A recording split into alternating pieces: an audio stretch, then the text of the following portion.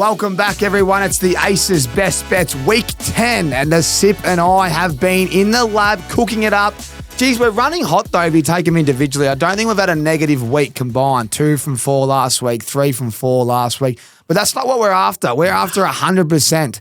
And we've locked in just then and during the week, and we're looking at the matchups, and we get some early mail here. You can get on your apps and have a look. But I'll kick us off. I'm going to kick us off with a game in Germany. So it's early days. So if it doesn't go down, you can reload again on the last 3. But I reckon it will. And I'll start with Malik Neighbours. I'm going to take 70 plus. You could probably tease it up, but I'll take that $1.77 and I'll run. Now, the reason I'm taking him for receiving yards is because I love his quarterback. He doesn't get pressured. Panthers they're the worst at pressure rating in the competition. So Danny Dimes will get a bit more time in the pocket. I expect him to run, but I expect him to have some explosive plays. And Malik Neighbours, if you watch that Pittsburgh Steelers game a couple of weeks ago, he had some drops, but he had a lot of explosive plays, and he still went for 60 or 70. Yeah. 70 yards against the Panthers. I like Slayton, but this is a Neighbours game for me. He's been a bit quiet the last couple of weeks, and that's what happens when you come back from concussion. But this is the game. The NFL sends these teams over to put on a show, and I reckon he might be exploding. So you can even, look, I won't tell you what else to do with him, but I'll be having the same gamer for him to go a bit more and a touchdown. But I expect 70-plus receiving yards from Malik Neighbours from the New York Giants. Sip, what's your Good, Tommy. I love it. My first one to kick off with, I'm going to go with George Kittle. So George Kittle's up against the Bucs defense that we all know is really, really struggling right now. Last week, Travis Kelce, 100-plus receiving yards, 14 catches. And George Kittle is in red hot form right now. So $2, 60 plus receiving yards. I love the look of. I looked at that. I was like, absolutely. He's averaging 72 himself right now. Most consistent guy out there for the 49ers offense. And I think 60 plus yards, receiving yards looks really, really juicy, and I love that. So George Kittle for me to start it all off. Doesn't feel right. No. You just come off a 90 and 128. Yeah, it doesn't, but I'll absolutely take that. So I'm excited by that. I am as well. I'm loving it because I'll be taking yours as well as mine.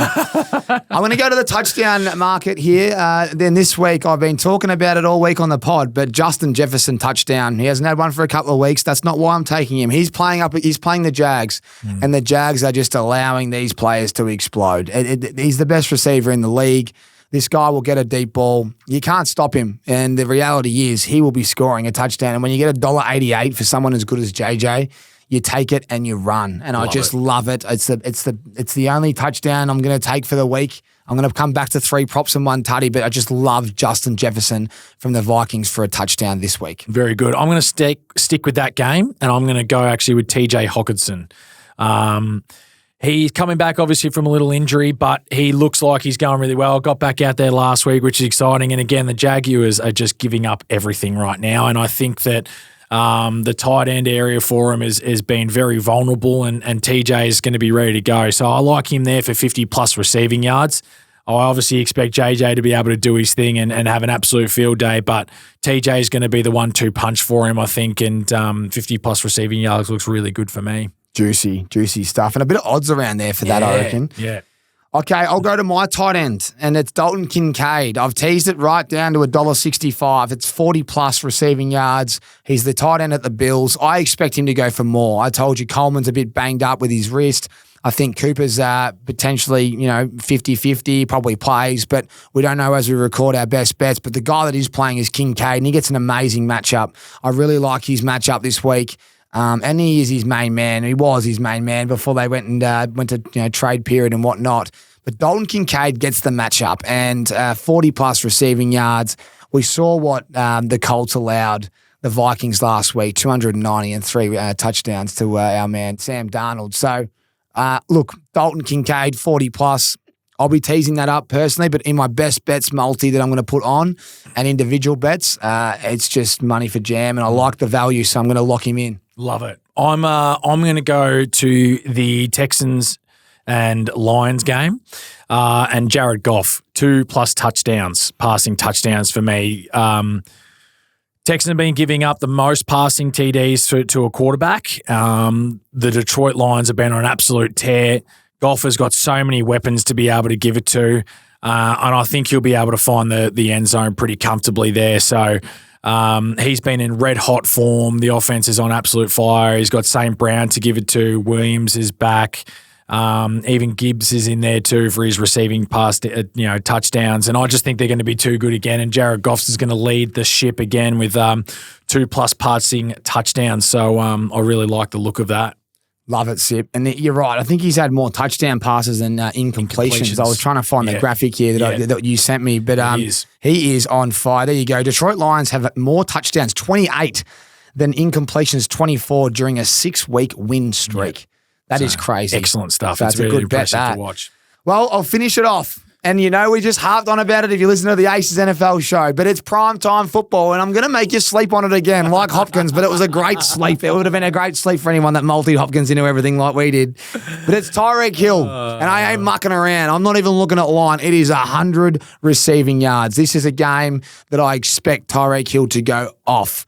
100 receiving yards, you get about 320. I thought, take the line. Look, if you're very, you don't want to be risky, you're low risk, take his line. But for me, 100 is what he's going to do. It's time.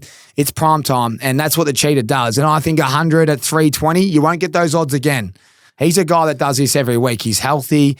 There's fit and available. The running backs, he got them all there. He just needs one play action pass down the field and he's away because this game will be tight and they might be even behind. So really like Tyreek Hill this week. I thought Waddle, he's been a bit average. He got a bit banged up last week. He got the touchdown and come back. But it's clearly Tyreek Hill and running backs, and that's all they got. And I reckon now that Tua's come off the concussion and he's made a couple of plays, that's behind him. He'll be back to his best this week. Love it, and I Tommy. expect Tyreek Hill to have a monster. Love it, Tommy. Excellent. I'm going to go back to the Colts and Bills game.